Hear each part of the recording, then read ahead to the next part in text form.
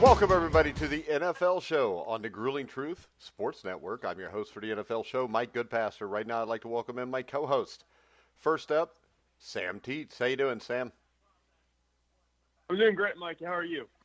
All right. And next up, of course, from the FF Face-Off, Anthony Cervino. What's up, Anthony? What's going on, guys? All right. Now, Cleveland Browns pass rusher Myles Garrett, fresh off being reinstated from suspension by the NFL, reiterated his defense that Pittsburgh Steelers quarterback Mason Rudolph used a racial slur towards him that sparked the November brawl. He said, "He called me the N-word. He called me a stupid N-word." Anybody buy this? This isn't the first time I heard this. I think right following the incident, Yeah. I did hear something like this, and I mean, I don't know. I don't want to say would it surprise me, but I think it would have to be something pretty significant to spark somebody trying to take your head off with a helmet. So you think that Mason Rudolph did say it? Possibly. But then wouldn't your own teammates have a little backlash on you too? Because, he has black teammates. Well, I think it's total BS, Sam. What do you think? Yeah, I've actually went out on Twitter and I found a local reporter for the Cleveland Browns who did an interview with Garrett right after the game.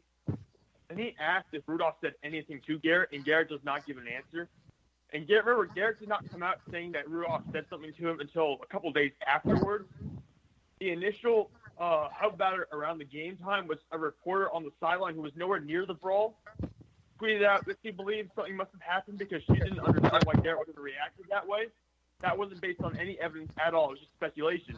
And Garrett adopted that a couple days later as an official reason. So I really don't believe Garrett in this situation. I think he said something, and now he's trying to backpedal and just continuously saying it over and over again. He doesn't want to back up and admit that he probably told a lie. Well, it would be more believable if one of his teammates near the situation or one of the Cleveland Browns during or close to the situation said that they heard it also. And let's face it, there's mics all over the place. There's mics in certain players' helmets. There's a mic in Mason Rudolph's helmet. Now, I know that they said that he had switched helmets and had one with no communication. I find it hard to believe that an NFL quarterback would be with no communication with his head coach on the field. So I think this is utterly stupid. And I think it's Myles Garrett basically trying to cover his ass here. He's trying to justify what he did, which was a heinous act. And I don't care what anybody says to you. You don't take a helmet and swing it at a guy with no helmet on. Because he could have killed him. But like you said, no one. Mason Rudolph was the guy who got concussed against the Ravens a couple of weeks before that. And there's that image that always floats around of him with they actually took the face mask off the helmet because they wanted to be careful with his head. So this is a guy who had head trauma just a couple of weeks earlier. And like you said, no players on the Steelers, no other players on the Browns can substantiate Garrett's claim that Rudolph said something. So for me, I just find it hard to believe because no one else has said anything about it. Yeah, and I think in the end, Myles Garrett ought to be happy that he got off as easy as he did, Anthony. Yeah, I think we all feel that his suspension's a little bit light, that he should serve some time next year. So, yeah, if I was Myles Garrett, I'd try my best to just keep my mouth shut and try to move forward. All right, we're going to go ahead and move on. There's not a lot of NFL news, but the XFL is coming tomorrow, which if you go to gruelingtruth.com, you can find the XFL show with me and Brian Schmidt. And make sure you check that out. I'm actually excited about the XFL week 2. I'm more excited than I get for NFL weeks, but then again, the Bengals aren't playing, so I don't have to watch that. We're going to talk about the draft a little bit today in a little bit different way to what most people are right now. We're going to talk about the biggest draft bust in NFL history. And when I say biggest draft bust in NFL history, Anthony, what pops into your head? I think one of the obvious ones is a Ryan Leaf or a Jamarcus Russell. Yeah, those are easily probably the two worst. I mean, the big question is, which one was worse? No, Go on, Sam. No, I was gonna say, like, those are literally the first two names that come into my mind when I hear draft bust. Those are the number one, number two. I just don't know which one did worse. I mean, with Ryan Leaf, there was more off the field stuff that he later talked about. He had a lot of personal issues that he later dealt with. So did Jamarcus. For me, like, I saw Jamarcus Russell like crumble in Oakland. So for me, I might lean more towards him just because I saw it and I saw how bad it was. So I'm probably going to lean towards Jamarcus Russell. Well, I would say this. I would lean towards Ryan Leaf because of the simple fact that it was Ryan Leaf or Peyton Manning. And most people thought those guys were almost even, Anthony. And it turns out they weren't. Oh, no, and it wasn't even close either. And I'll tell you another one. And I think with Ryan Leaf, it's maturity. Because now Ryan Leaf's, he's in recovery. He's an advocate for recovering addicts and all that stuff. I believe if Ryan Leaf had maturity, we could have a completely different story. But, I forgot who it was. I don't know. Who was the general manager for the Colts? For the Colts, then? At the time. Was it Polian? Well, might have been, because he was there for a while. Because you hear all the stories that a big reason why they went with Manning was the interviews and the maturity, where Ryan Leaf, when they asked the players, hey, what are you going to do after the draft? Ryan Leaf said, I'm going to Vegas. Oh, nothing wrong with going to Vegas. Right? I mean, but is that who you want? Leading your team? Yeah, Is that who you want to put the next 10 to 15 years of your franchise on? Because I'm sure Peyton Manning's answer was, "Hey, I'm gonna get on a field. I'm gonna go practice. I'm gonna get on a field." Yeah, but then he probably went to Vegas. He just didn't tell everybody. I mean, what the hell? I think this. I think a worse draft bust than either one of those was Akili Smith. And the reason I say that's not because I'm a Bengals fan, but the simple fact that the New Orleans Saints and Mike Ditka offered their entire draft to trade up to get Ricky Williams, and the Cincinnati Bengals turned down the New Orleans Saints' entire draft to go with Akili Smith, who was a guy that really only played 1 year of Division I college football.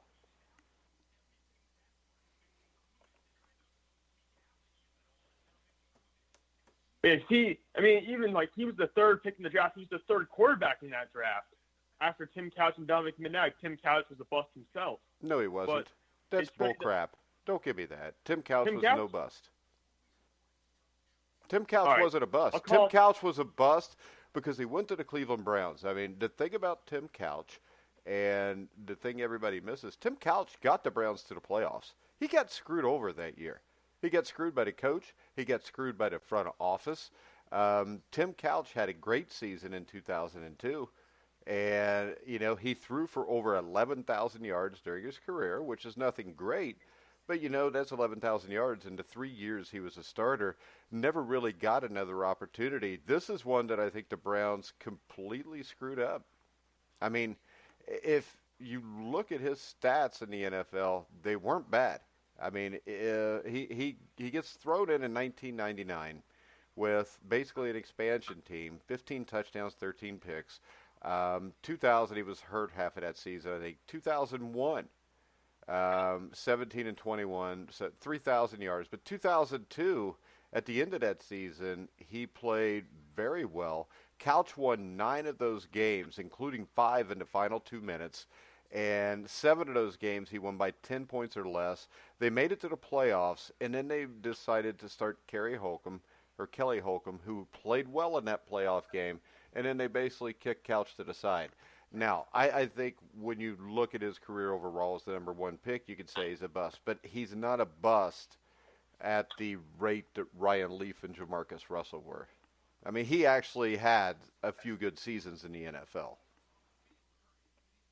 Well, you're right. I'm looking at the numbers now. You're right. He actually started the seasons too, unlike Achilles Smith, who basically got in for 11 games in his second season. and that was it pretty much. He maybe played a total of 5 or 6 games the rest of his career as a starter besides that.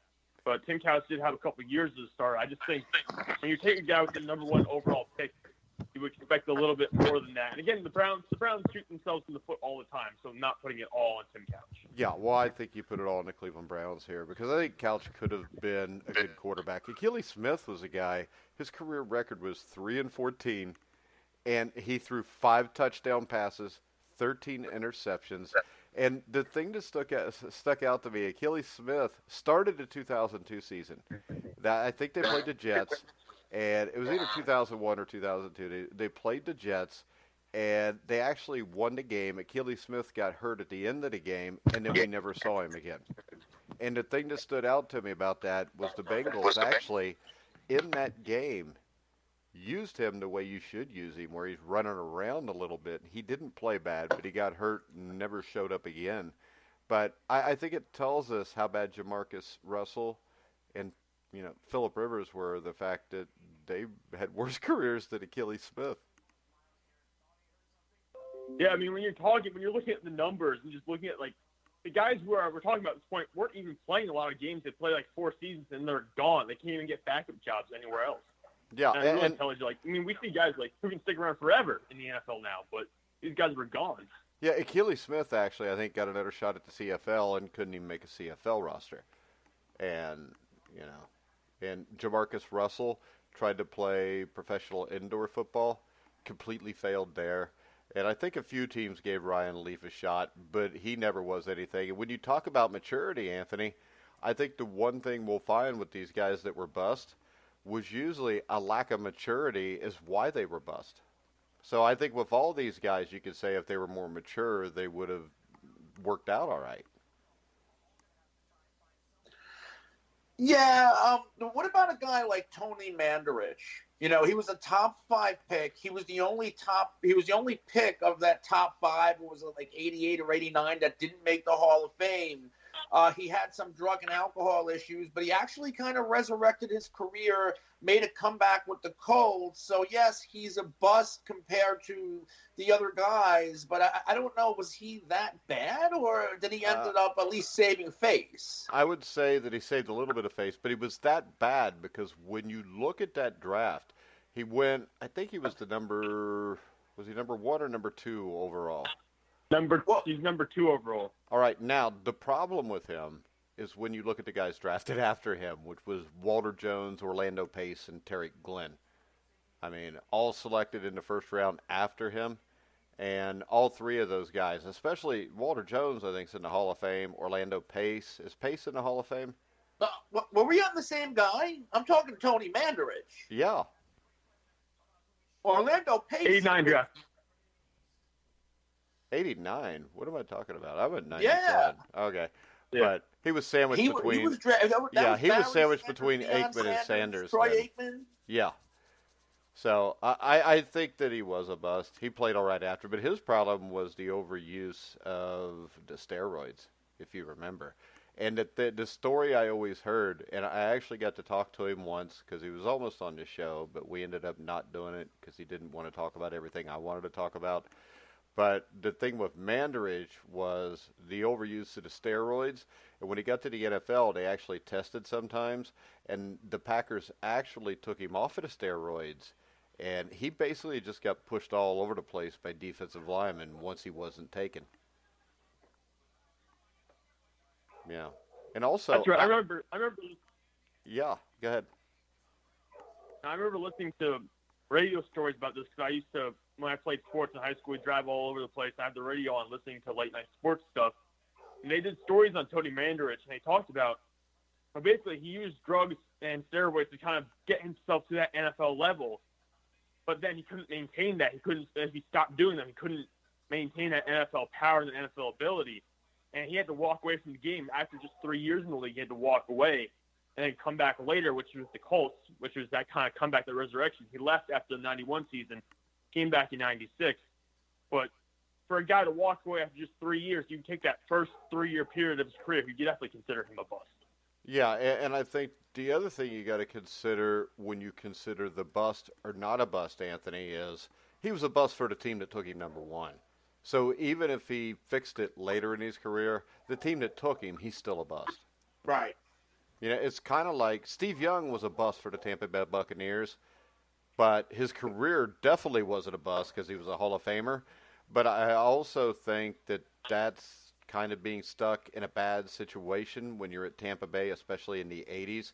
And the same thing happened to Vinny Testaverde, where he went to the Bucs, he was a bust, then he resurrected his career in New York and Cleveland. Yeah, wasn't Vinny Testaverde colorblind or blind in one eye? Yeah, he was colorblind, which would explain a lot. But, all right, I got one for you because this was a guy that was a no-miss running back. Lawrence Phillips, sixth-round pick, 1996 draft by the L.A. Rams, or the St. Louis Rams by then. And he played in the 96 Fiesta Bowl and was unreal. And another one that never reached his potential, I think, because of a lack of maturity and doing things he shouldn't have been doing, Anthony. Yeah, and that was his narrative, Lawrence Phillips, kind of leading up to his unfortunate death.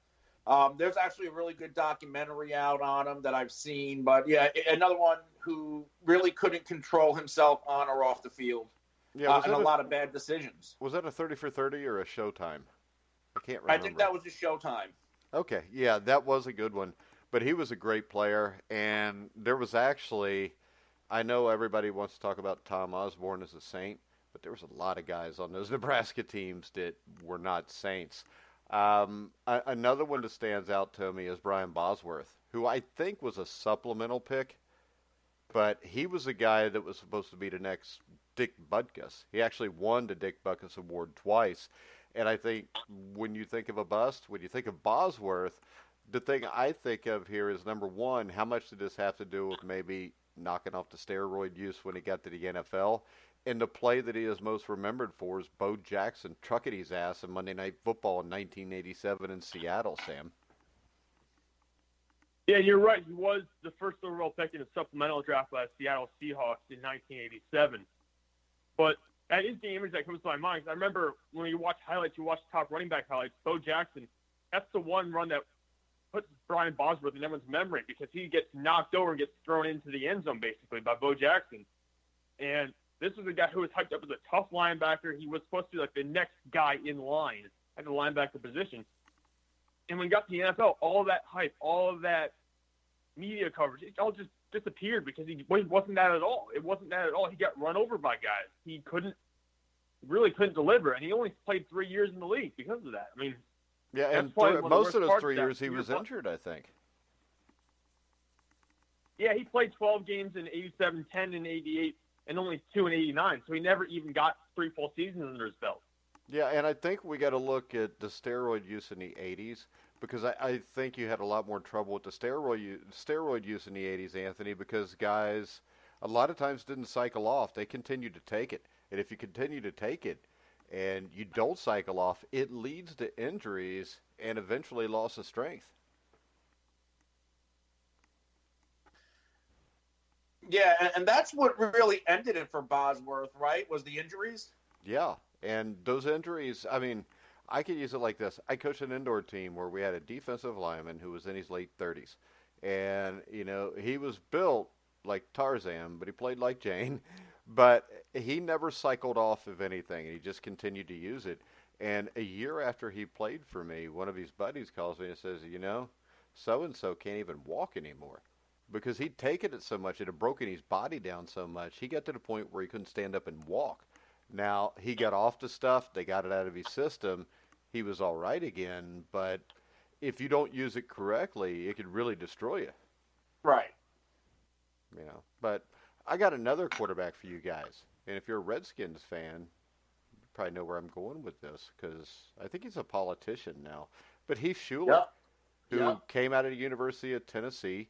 I think the Redskins picked him second or third overall in the 94 draft. And the thing is, the next guy I'm going to bring. I mean, I don't remember much about Heath Shuler, you know, aside from watching the NFL Network Draft Bus show and showing him in Washington. But Washington had a lot of draft busts, and he was just next in line.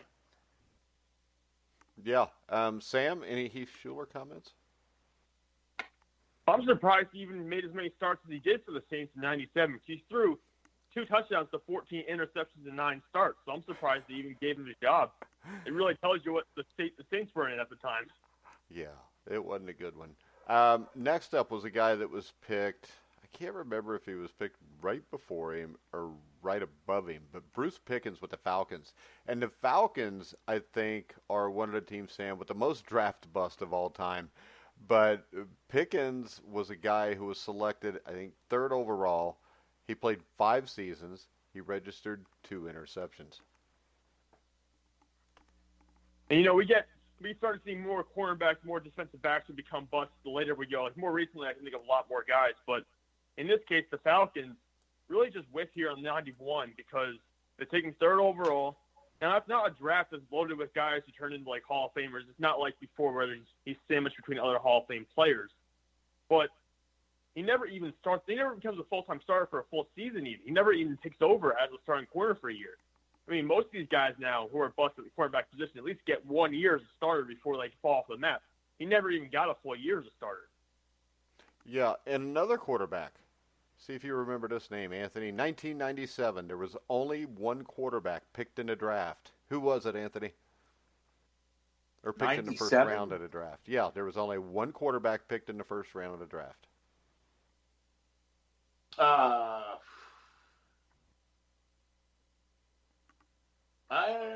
Druckenmiller? Yeah. And he was selected. 49ers? Yeah, he was selected with the 26th overall pick. And the thing I remember about this was Mel Kiper saying that this guy was the next younger Montana. I remember seeing film of him throwing a football like a little over 100 yards. The problem was he only started 6 games. He only threw 1 touchdown pass. And he was a complete and utter bust. He may have been worse than all the quarterbacks we've talked about here combined. But since he was the 26th pick instead of a top 5 pick, not as big a deal. But Jim Druckenmiller, do you remember him at all, Anthony? I remember that, I remember the hype that he came into the league with, and I remember he was just, in that middle of the transition, from Steve Young up until I think the next best quarterback they had was Jeff Garcia, but didn't they draft like Gino Carmazzi too in that time span, trying to replace Young? Yeah, but I think Carmazzi was a lower draft pick. He was like the 3rd or 4th round. 97, so that was like the J.J. Stokes team. Maybe T.O. was there. So I vaguely remember. Yeah, that was a good team, and I think that Young was still a good quarterback, but he was getting up there in age. They got lucky and found Jeff Garcia that got him through a few more years, but Druckenmiller was terrible.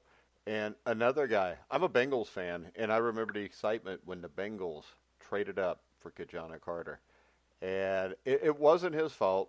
Surgery wasn't as good back then, but for some reason, the second carry he ever touched the ball with the Bengals in a preseason game at the Pontiac Silverdome in Detroit, he tears his ACL. He did play 10 years in the NFL, and in those 10 years, he ran for 1,144 yards, Sam. Yeah, I'm surprised looking at the numbers that he was able to stick around in the NFL for as long as he did. So a lot of guys we've talked about up to this point, they're gone after 3 or 4 years. But Kajana Carter was a guy who never stayed healthy, never played in a lot of games. He had 3 seasons where he played in more than 10 games. Like you said, he was in the league for 8 or 9 years. But he never stayed healthy. And somehow his talent managed to keep him around in the league. But really, after his first 2 years in Cincinnati, he didn't really do anything. Anthony? What I find fascinating, I think it's just a sign of the times of where we're at. Didn't they only give up their 5th round pick and like the 36th overall pick to move up? Where now I think you have to pay a lot more to move up. Yeah, I believe that's what really stands out about this situation is the cost. Well, the thing that stood out to me was he got hurt like right away. I still don't know why you play running backs in the preseason, especially if you got that much money invested in them. You brought up Phillips. You brought up Kajana Carter. Where does Curtis Enis fall into this? Because I feel like he was that other back in that era who had a lot of hype, but turned out to be a bust. Yeah, and he was. And the thing is, with Penn State running backs outside of Kurt Warner in the early '80s, most of them were bust. I mean, if you Blair remember, Thomas. even when Saquon Barkley was being drafted, people were still bringing up the fact that Penn State running backs had issues. And if you go to more recent running back like that, third pick overall, played for the Browns and the Colts, would be Trent Richardson. Yeah. Trent Richardson is a guy who, remember, he was so hyped up as a prospect. They thought he was going to be like the next great one. I thought he was going to be like the next almost Adrian Peterson, that type of way, that kind of player who would captivate everyone. And he came into the league. He got a lot of carries his first year, and that produced a bunch of yards. But after that, he wasn't an efficient running back. He averaged 3 yards per carry in his second season. So he never turned into that kind of guy who could be a franchise running back. And to go off your point that you made about Penn State running backs, how about a guy like Blair Thomas? Yeah, Who was New the York second Jets. overall pick in 1990. That's another one who didn't work out. Well, I think he was a guy kind of like Carter, though. He had enough talent and he could do enough other things that he lasted a while in the NFL, though, didn't he? He got 5 or 6 years in the league, but he never really delivered on what was expected of him, I think. Oh, no. And I don't know why people expected it. How about this one? More recently, Deion Jordan, defensive end with the Dolphins and then the Seahawks, Anthony. Yeah, isn't he still hanging around the league? I don't think so. He's, from what I remember about him, he was never a starter. And I think he failed a physical like a few years ago. And he caught on with the Seahawks after that. He played 2 or 3 games for over 2 seasons, and that was about it. So I think he was done a year or 2 ago. And the other thing was, I think he got suspended for drug use like 3 times before his 3rd season. Yeah, he got suspended. I think he got suspended in 2014. I know he missed all of 2015 with the violation. He was on Oakland last year, though. He was played in 7 games for Oakland last year. Oh, did he? Yes. Which doesn't surprise me. Yes. Yeah, which doesn't surprise me. But he missed the whole 2015 season. So substance abuse has been a recurring thing with him. And All right. didn't he have a stint with the 49ers? Maybe he never even seen the field, but I think he was at least signed there and suspended. It seems to me like they did. I don't think he ever played for him, but I do kind of remember that also. Here's what I don't remember much about him, but I was watching, and this is worth watching if you can catch it. It was an E60 on Drew Bledsoe, and Drew Bledsoe, he was drafted ahead of Rick Meyer. Was Meyer a bust? Yeah, right? Yeah, big time. Because he came out of Notre Dame, and a lot of people, they even let him wear number 3 at Notre Dame, which was Joe Montana's number. Right. And he went to Seattle. We've actually got an interview with him on thegruelingtruth.com if you want to hear it. I mean, he had more success than a lot of the guys we're talking about, but he was, I think, a huge bust. And I think, wasn't that around 99 or something? 93. 93? Okay. So, I think yeah. it was a 93 draft. Yeah, because he was the guy that they thought could take over for Dave Craig. Because Craig left there at like 89 or 90 from Seattle, and Seattle didn't have much of anything at quarterback. They got Rick Meyer. Everybody thought he was going to be the next Joe Montana, and he wasn't. He was more the next Joe Montana. I have a good one. Every one of Matt Millen's first-round picks with the Lions. Who were they? Do you have a list? Charles Rogers, Mike Williams, Joey Harrington. I think there was another receiver in there, and there was like 4 or 5, and they were just atrocious. Well, we know why he got fired then.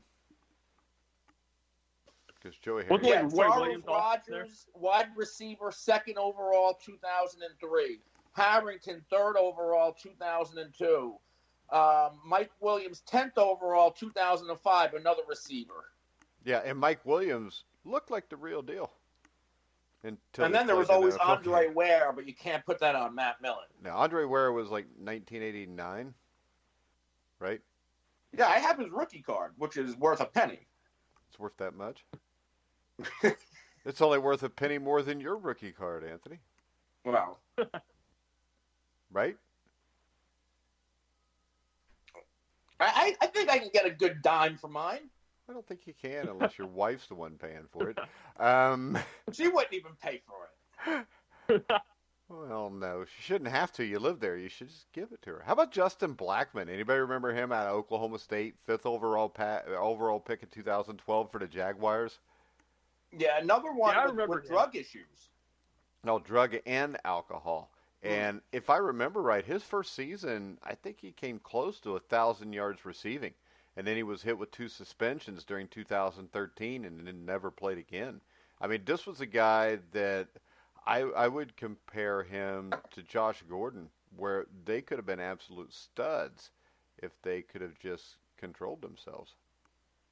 But I feel like that's a narrative with a lot of these busts. Outside of injury, it's a lot of drug and alcohol abuse. Yeah. And how much of this is maturity? Maybe you're coming from nothing. You signed that rookie deal because before the NFL teams were capped, these rookies, especially like a Jamarcus Russell, they were getting paid more money than Tom Brady, never playing it down in the NFL. So you go from nothing to a multi-millionaire. Of course, bad decisions are going to be made. Yeah, and I think that maturity comes from college and high school coaches that always let them do whatever the hell they wanted, probably because they were so talented. Living in Jersey, and Sam, you're from Jersey. I remember the Kenny Britt draft, and the Giants needed a receiver, and one of the big reasons why they didn't take Britt, because they felt like he would make bad decisions being so close to home. And last week, just as recent as last week, Kenny Britt is getting arrested in Bayonne, which is a town in Jersey. That's exactly where he got in trouble during the NFL, going back home. You know who else was from Bayonne, Anthony? Who's that? Chuck Wepner. Okay. The boxer? Yeah, they made the movie Rocky. He almost went the distance with Muhammad Ali. They made 2 movies about him. One of them's really good, and one of them's really stupid. Anybody else you want to bring up, Anthony? Here, Vernon Golston. Oh yeah, he was terrible. I remember Vernon Golston. He needed just a sack. I don't even know if he's ever recorded a career sack with the Jets, but I know he needed 1 sack to get a $500,000 bonus, and he couldn't even get it. 1. Well, I mean, and he was a 6th overall pick. If you're a bust, it's hard to get a sack, right? There you go. And actually, Rick Maher played in 80 NFL games. He completed 51% of his passes, 0 touchdowns and 6 interceptions in 7 games with the Bears in 1997. But I think he did play for a long time as a backup for teams. Yeah, Golston never recorded a sack. Wow. There you go. 6th overall pick in 2008. I'll bring up another one, Cedric Ogbuehi for the Cincinnati Bengals. He was terrible. And I think he's a backup for Jacksonville now. He might even start for him. It'll tell you how bad the NFL is on the line now. Sam, anybody else you want to throw in there? What about someone more recent who still you still have the jury out? What about Solomon Thomas? Thomas. No doubt he's a bust. No doubt he's a bust. Yeah, right. Because that's a guy picked, he was top 10, wasn't he? 3rd top overall. 5? 3rd overall. Yeah, 3rd overall.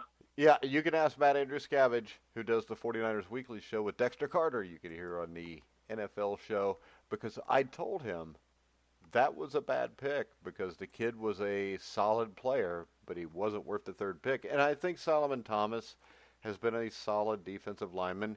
If they'd have picked him in the 4th round, it would have been a good pick. If you know what I mean. But it's made worse now by how good the defensive line is with everyone else they brought in now. So it just shows all these other 1st-round picks are recording 9 to 10 sacks a season now, and Solomon Thomas is getting 1 or 2. Yeah, but the good thing about the 49ers is they drafted other guys that they didn't miss on. So if you draft 3 or 4 guys and you miss on 1, you're all right. Yeah. But I still don't know why Solomon Thomas was picked that high. How about this one? One thing I wanted to touch on, I was going to touch on the other day and I didn't, did you guys hear Mark Gastineau wants his sack record back, Anthony? Yeah, I did. What's the context behind it? Well, the context is he held the sack record that Brett Favre allowed Michael Strahan to break. Yes. Okay. Yeah. Okay. So I don't blame him. I do. Now that I remember, I remember that, and there was controversy when Brett Favre laid down. I'm sorry, you don't give it to him. I would put it back on Gastineau or put an asterisk next to Michael Strahan. All right, what do you think, Sam? I mean, when somebody's laying down. I know, but I mean that happens all the time in sports. There's usually the Bengals or the Cowboys. Yeah, I was gonna say it's not the first time something like this has kind of happened in the sports world. So I don't know why people would be like shocked about it. And also, Mark Gastineau is not the sole holder. If he was to be renamed the sole holder, like the holder of the record, it'd be a tie at 22, holder, right? Yeah, with Jared Allen. So yeah. It's not like he's getting the record back by himself. I don't blame him for wanting it back. I understand that, especially if this has like been something that's been festering in you for years that you wanted to say this. So I don't blame him for wanting it back, but I don't think there's a chance he gets it back. No, there's not a chance he gets it back. And also, I know I read an article for somebody who went back and watched every Giants game from that year and said they found a couple sacks that Strahan should have gotten. I agree. The record should not have been allowed by the NFL, but if you're not going to allow the record, I would think it would have to be at the time it happened, and that's not going to happen. And let's face it, Anthony, Brett Favre and Michael Strahan are two of the faces of the NFL, so the NFL was fine with this. Oh, of course the NFL was fine with it. And Gastineau, he was a little bit of a heel when he played. So he was an asshole. Let's just get that straight. He was an asshole. Oh. Well, he was. I'm not going to put it in those words. I probably live near him. Yeah, he was. Everybody hated Mark Gastineau with his stupid-ass dance. I'll never forget, I saw him, I think he played against the Bengals in 85 or 86, and the Bengals are beating them like 52-20, and he sacked the quarterback, and he got up and he danced. Man, I'm like, dude, you're losing the Jets. That's points. The Jets, though, right? Well, not back then. Actually, the Jets had some great teams back then. Part of the reason was because they had Gastineau. But, I mean, the Jets, 81, 82, the 86 team was a team I think started off 10-0 and then fell apart at the end and ended up 10-6, barely slipped into the playoffs, beat the Chiefs in the first round, and then they were up 20-10 with like 5 minutes left against the Browns and completely choked the game away. Well, was Ken O'Brien a bust, or was Ken O'Brien just downplayed because Marino fell past him? Ken O'Brien was a stud, dude. Because, if you watch anything on Dan Marino, it's almost laughable how they treat these other quarterbacks, especially Ken O'Brien. Oh, Ken O'Brien could play football. Ken O'Brien was a hell of a quarterback. I mean, if you look at his stats, he's not Dan Marino. So, yeah, you want to pick Dan. But I think he had a winning record career against Dan Marino, which not many guys did. But he was the starter in 85. They were 11-5, I think. 86, I think he was 8-6 as the starter. I mean, his starting record, he was a little bit below 500. But for a New York Jets quarterback, that's really not that bad. 85 and 86, I think he threw for 25 touchdown passes each season. That was a lot back then. And I think the 85 season, he was like 25 touchdowns, 8 interceptions. He threw for almost 4,000 yards both of those years. And I think in 89, he threw for like 3,500 yards. But I think Ken O'Brien was a damn good quarterback. Now, he's not Dan Marino. And if you want to compare him to Marino, he would be a bust. But Ken O'Brien doesn't belong in a conversation with Achilles Smith, Jamarcus Russell, and those guys. He can play football. And he got the Jets to the playoffs twice. That don't happen much. But that's my Kenny O'Brien take. And another guy like that would be Bill Kenny from the Kansas City Chiefs. Do you remember him? No. Come on. No. Was it the same draft? Bill Kenny? No, Bill Kenny played about that time, but he was an absolute great quarterback on some Chiefs teams that, for lack of a better term, weren't great. And, I mean, I always liked Kenny, though. Kenny put up some big numbers. For his career, I think it was like 105 touchdowns, let me look this up. 86 interceptions. He was on teams that weren't very good. But this is a guy who in 1983, Anthony, threw 24 touchdown passes and 4,400 yards. And there aren't many guys that did that back then. I think Dan Marino and Joe Namath had, but he was one of only a handful of guys in NFL history that had thrown for 4,000 yards, and he did it on a 6-10 Kansas City Chief team. And the thing that screwed him was, and the thing that's amazing to me is this. In 1983 was the big draft with Marino, Blackledge, and all those guys, right? Yes. Okay. 1983 season, Bill Kenny threw the ball 600 times, completed almost 400, 24 touchdowns. He did have 18 interceptions, but back then those were actually pretty good numbers. He threw for 4,348 yards. And they drafted, with like the 14th or 15th pick in the draft, Todd Blackledge from Penn State. That's incompetence. You know, it just is. If you look, 1981, you remember Joe Delaney? Sounds familiar. But, all right. Yeah, I've heard the name. Probably a story behind it. All right, Joe Delaney was a great small school running back in college. He goes to the Chiefs, I think, in 1981. He wins the Rookie of the Year. The Chiefs are not supposed to do anything that year. They went 9-7, and the game that stood out to me there is they beat the Pittsburgh Steelers like 37-34, first game of the year in Pittsburgh. He goes through. He has this great season. They go 9-7. They just miss out on the playoffs, I think, by a game. I think the Jets and the Bills both went like 10-6 and beat him out. I think he was there in 82, and after the 82 season or after the 81 season, one of the two, he's at his home in Louisiana, and there's 3 kids that are drowning in a lake. He jumped in and actually saved one of the kids, but died trying to save the other ones. And the thing that makes that impressive is this. He didn't know how to swim, and he still dove in after those kids and actually saved one of them before he drowned. But Joe Delaney was an absolute beast as a running back.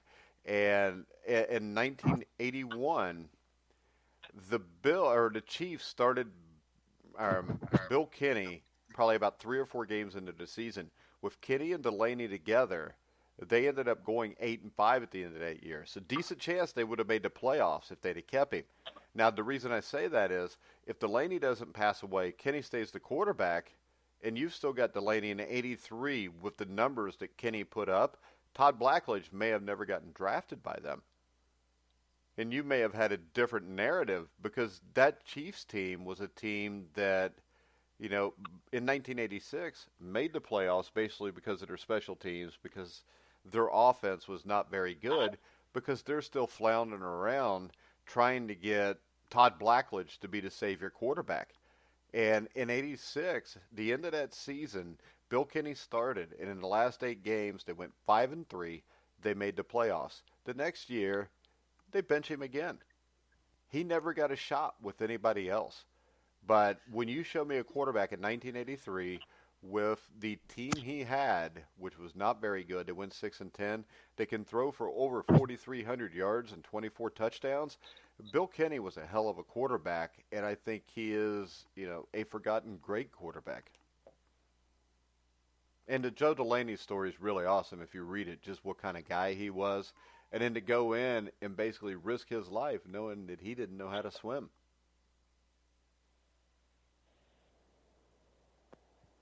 It's a far cry from Lawrence Phillips, put it like that. Yeah. It's a shame that so many of those narratives aren't told more often. They kind of get forgotten because teams weren't winning as much.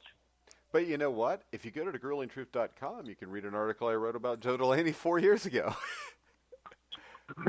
But he was. I'm going to look up his stats right now because Joe Delaney could play some football. And I may have had the story a little bit wrong, so I want to make sure I get it right here. Yeah, he played the Pro Bowl in 81. The Chiefs put him in the Hall of Fame after just that 1 year, 2 years. He played 81 and 82.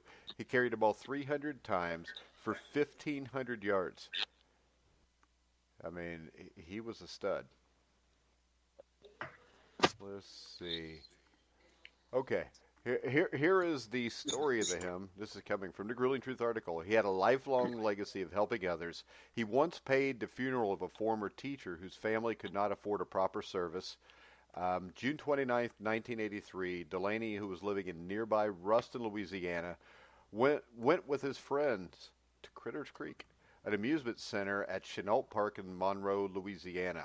While reportedly discouraging swimming children from venturing too far out in a pond, Delaney dove in to save 3 children who were screaming for help, floundering in a water hole left by recent construction work. The water hole, which covered 2 acres, was 6 feet deep, was not intended for swimming, but to add to the park's aesthetics. Despite his inability to swim, Delaney nevertheless tried to rescue the children. One child managed to get out of the water without harm. Another was taken into an emergency room where he later died. And police recovered the body of Delaney and the remaining child. They recovered it with Delaney with his arm still around the child, trying to help him out. So, ever since that happened, that amusement park was closed, never opened again. When they buried him, 3,000 people showed up for the funeral service. Ronald Reagan honored him with the Presidential Citizens Medal. Yeah, so that's the story of Joe Delaney. And it's a hell of a story, and people ought to know it. That sounds like a pretty good story. I'm surprised they didn't make a movie about it. Oh, I know. And, I mean, when you look at his stats, his rookie year, I mean, Anthony... Like Irish Catholic, but... Well, Anthony, this is a guy who, in his rookie season in the NFL, carried the ball 234 times for 1,121 yards. That's 4.8 yards per carry in an NFL season.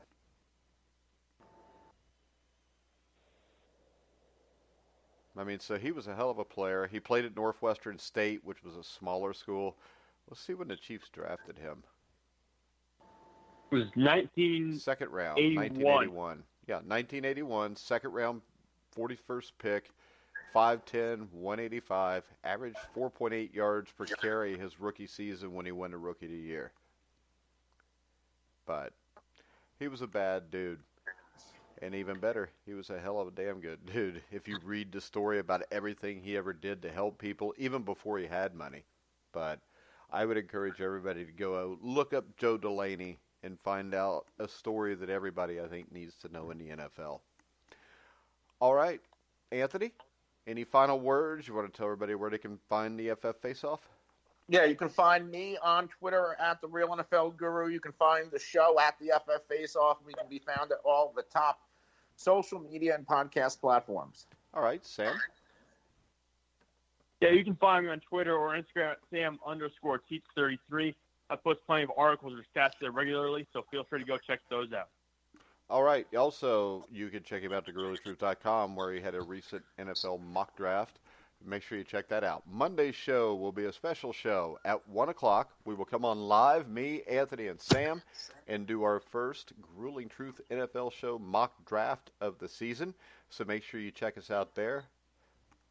But for now, for Sam Teets, Anthony Cervino, I'm Mike Goodpaster. You've been listening to The Grueling Truth, where the legends speak.